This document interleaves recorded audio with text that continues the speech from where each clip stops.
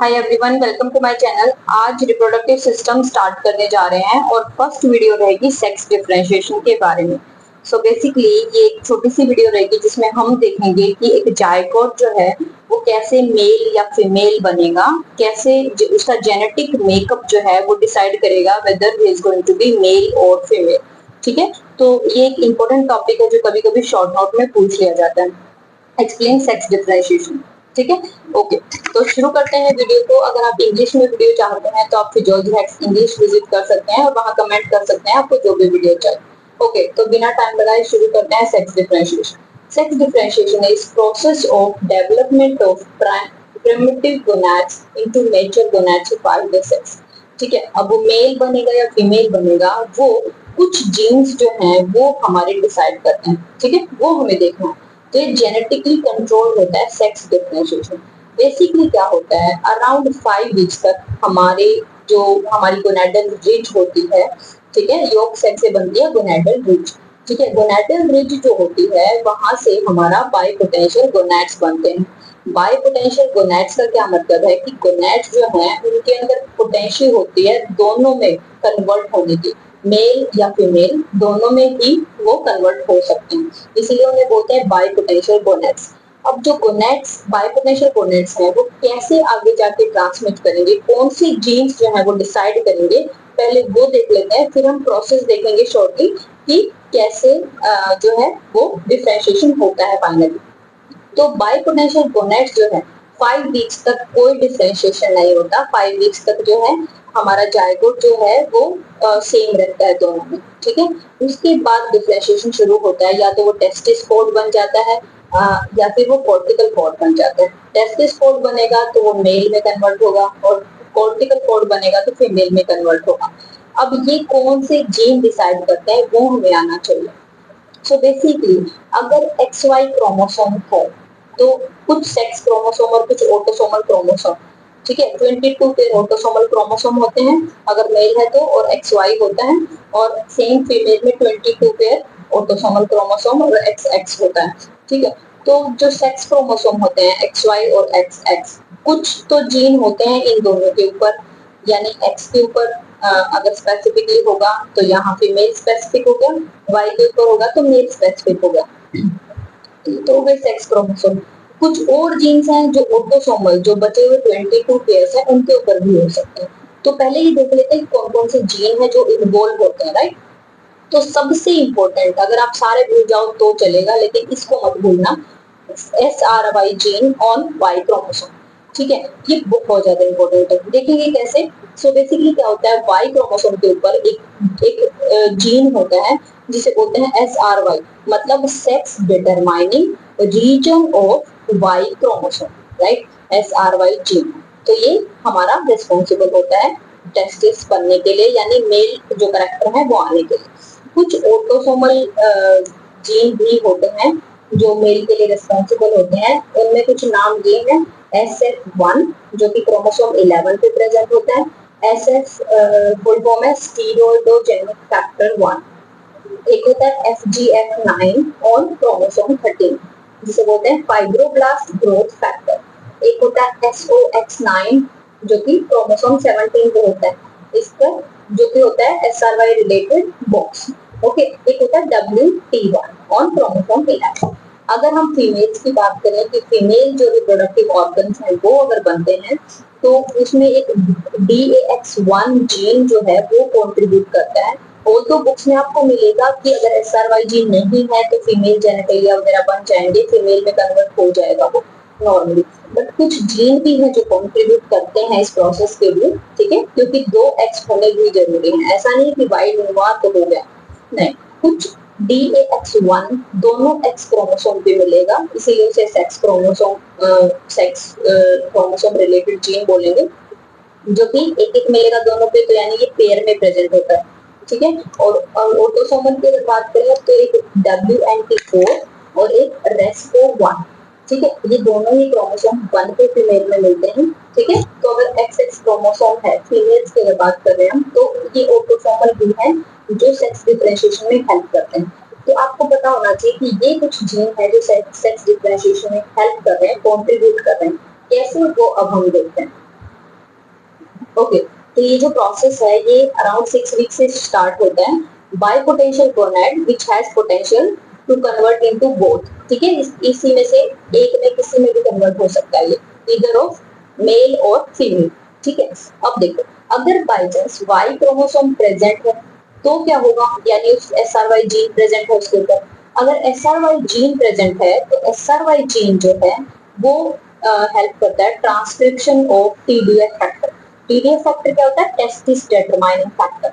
ठीक है, अब अगर ये TDF फैक्टर बन गया, ठीक है, तो ये क्या करेगा, ऑटोसोमल जीन SF1 की प्रेजेंस में क्या करेगा, ये एक और ट्रांसक्रिप्शन फैक्टर है SOX9।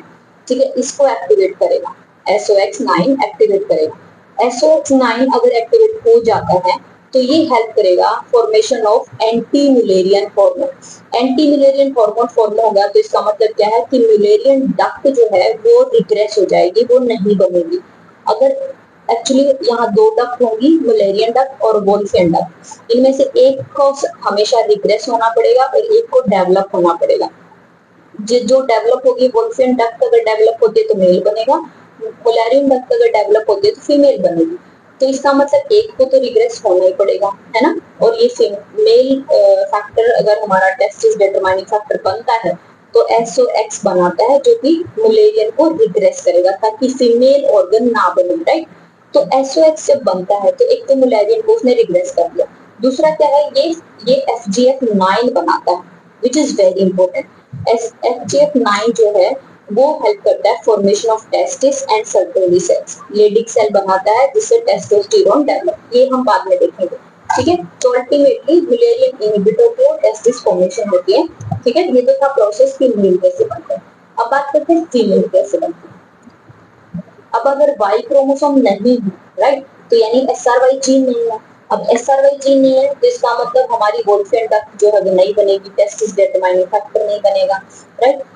ठीक है, और होगा क्या, जो DAX1 जीन है वो पेयर में प्रेजेंट होगा। अगर ऐसा होता है तो ट्रांसक्रिप्शन होता है कुछ फैक्टर्स का, ये WNT4 और RESPO1, ये दो जीन एक्टिवेट हो जाते हैं। अब WNT4 क्या करता है, ये सप्रेस करता है 5 अल्फा रिडक्टेज। ठीक है, 5 अल्फा रिडक्टेज जो है मेल के जेनिटेलिया को बनाने में हेल्प करता है। ठीक है, जो टेस्टोस्टेरोन बना है, अगर आप यहाँ लास्ट में देखें तो लेडिक सेल फॉर्मेशन होता है, लेडिक सेल फॉर्मेशन टेस्टोस्टेरोन बनेगा, टेस्टोस्टेरोन कन्वर्ट होता है 5-HT 5 हाइड्रोटेस्टोस्टेरोन। अब ये कन्वर्जन में हेल्प करता है हमारा 5 अल्फा रिडक्टेज। ठीक है, तो उससे फिर बाद में जाके हमारे मेल कैरेक्टरिस्टिक्स बनते हैं, मेल एक्सटर्नल जेनिटेलिया बनते हैं। ये हम बात करेंगे अभी नेक्स्ट वीडियो में, कमिंग वीडियो में। सो होता क्या है बेसिकली, WNT4 जो है ये सप्रेस करता है उस एंजाइम को, तो मेल कैरेक्टर नहीं बनेंगे, पहली चीज मेल जेनिटेलिया नहीं बनेंगे। दूसरा, ये इनका कॉम्बिनेशन जो है ये फॉर्म करता है beta catenin.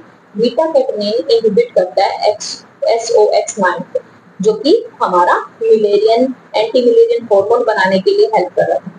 Anti Mullerian hormone नहीं बनेगा, ओके, ये इसको इनहिबिट कर देगा। तो अगर एंटी म्यूलेरियन हार्मोन नहीं बनेगा इसका मतलब म्यूलेरियन डक्ट बन सकती है, म्यूलेरियन डक्ट फॉर्म होगी। म्यूलेरियन डक्ट बनेगी तो वोल्फियन डक्ट को रिप्रेस होना पड़ेगा, तो यहाँ पे म्यूलेरियन डक्ट डेवलप होती है, इसीलिए फीमेल कैरेक्टरिस्टिक्स बनने शुरू हो जाते हैं। तो यहाँ पे हम सिर्फ ये देखते हैं कि अगर वाई क्रोमोसोम होता है तो हमारा SOX9 बनता है जिससे फिर मेल कैरेक्टरिस्टिक बनते हैं, और या फिर SOX9 इनहिबिट होता है, अगर वाई क्रोमोसोम नहीं होता तो फिर मेल बनती है। ओके,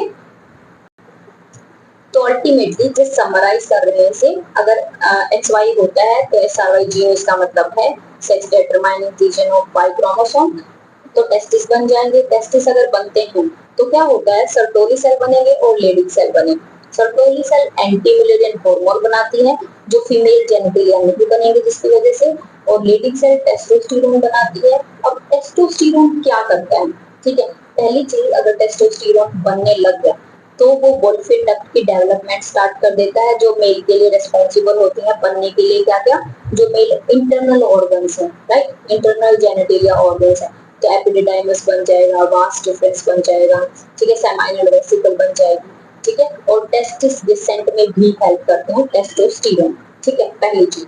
दूसरी बात, टेस्टोस्टेरोन 5 अल्फा रिडक्टेज की बेसिकली प्रेजेंस में ये बन जाएगा डाईहाइड्रोटेस्टोस्टेरोन DHT। अब DHT क्या करता है? DHT is responsible for development of external genitalia. Internal तो बन गए बट एक्सटर्नल का क्या? तो एक्सटर्नल जेनिटलिया के लिए 5-HT रिस्पॉन्सिबल होता है, ठीक है। लेकिन प्यूबर्टी में जो है सेकेंडरी सेक्सुअल कैरेक्टरिस्टिक्स जो प्यूबर्टी के दौरान आते हैं वो भी DHT की वजह से आते हैं। तो कभी कभी ऐसा हो जाता है कि 5-अल्फा रिडक्टेज की डेफिशिएंसी से जेनेटिक डिसऑर्डर हो जाते हैं, उसमें फिर एक्सटर्नल जेनेटिलिया नहीं दिखेंगे, है ना। तो इस टाइप से जेनेटिक डिसऑर्डर हम आगे पढ़ेंगे, उससे आपको पता चलेगा कि कैसे हर स्टेप पे हमें जो है हर सेगमेंट की इन्वॉल्वमेंट होती है for formation of internal genitalia and external genitalia.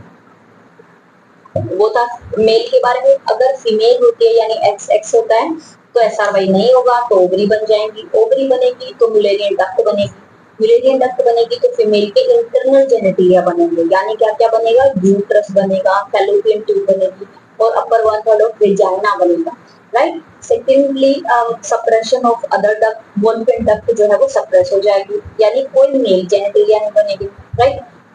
कोई टेस्टोस्टेरोन भी नहीं होगा ऑब्वियसली, है ना, लीडिंग सेल में बने तो टेस्टोस्टेरोन नहीं होगा तो मेल जेनेटिलिया नहीं बनेगी। इसका मतलब डेवलप क्या होगा? फीमेल्स के एक्सटर्नल जेनेटिलिया। तो internal genitalia and external genitalia दोनों इंपॉर्टेंट है, राइट। हम जेनेटिक डिसऑर्डर पढ़ेंगे, इससे पता चलेगा कभी कभी इंटरनल जेनेटिलिया बन गए लेकिन एक्सटर्नल नहीं बने, अगर ये प्रोसेस खत्म हो गई तो, है ना। तो ये इसलिए इंपॉर्टेंट है, फीमेल्स में इस तरीके से इंटरनल और एक्सटर्नल जेनेटिलिया बनते हैं। तो ये था ऑल अबाउट सेक्स डिफरेंशिएशन। ये शॉर्ट क्वेश्चन आ सकता है जो आप इस तरीके से ही परफॉर्म करेंगे, ठीक है। ये अराउंड 5 मार्क्स क्वेश्चन आएगा, तो आप इस तरीके से लिखेंगे तो फुल मार्क्स आएंगे आपको, ठीक है। आई होप आप क्लियर हो गया हो। कोई कंफ्यूजन है तो आप you can comment below. Next video में हम पढ़ेंगे कि फीमेल रिप्रोडक्टिव सिस्टम के बारे में, स्ट्रक्चरल एस्पेक्ट और function. Thanks for watching, good luck, bye bye.